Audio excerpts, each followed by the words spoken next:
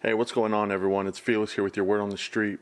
Have you ever been out at night, especially those who drive without like tinted windows, and like the guy behind you has like a vehicle with those super white, bright high beams that just blind the heck out of you? My lights actually do that, and I'm not even driving with high beams on. I know it could be so annoying, right? But what if the light was reflective of how much Jesus lives within you? What would you do then?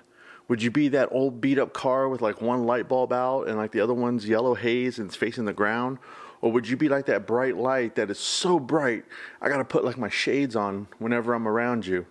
This light is exactly what we're going to be talking about today. And as Jesus was talking about being salt and light of the world, check out what Matthew documents for us in his gospel, chapter 5, verse 16, where Jesus says, "Let your light so shine before men that they may see your good works and glorify your Father in heaven."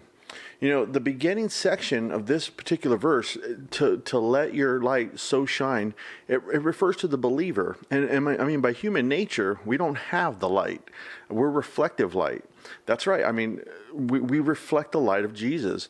And as reflectors of his light, we can either make the world a place to see wherever we go, or we can be an eclipse that comes between Jesus and the world. And what are you today? Are you a reflector or an eclipse? Think about that. Here's the light, and then here's the eclipse. It's crazy, right? So what are some of the ways that we can eclipse that light of Jesus? Well, by sin, or by not stepping up when something's not right, going along with the crowd knowing that something's not right. We could deny his light by not explaining his light to others, or even ignoring like the needs of others. All of these things can cause the reflective light of Jesus to be eclipsed. But look at what Jesus said earlier in verse 14. He says, you are the light of the world. A city that's set on a hill cannot be hidden. When I was in the Navy, they taught us that the horizon is about 22 to like 25 miles away.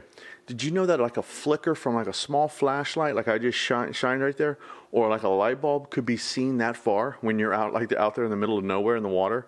That's amazing. That light is so powerful. And the light of Jesus is so awesome and powerful. We have that ability to reflect that same awesome light. So if today you're like dulling out and you're in need of a recharge, seek out like a brother or sister in Christ and have them pray with you. Never be ashamed of asking for prayer, guys. Others may need that blessing of just doing that in their prayer life as well for you. So you never know. You just might even become closer to somebody.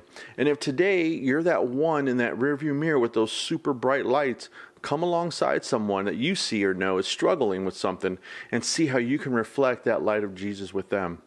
Matthew chapter 5, verse 16, reflect the light of Jesus, and that's your word on the street.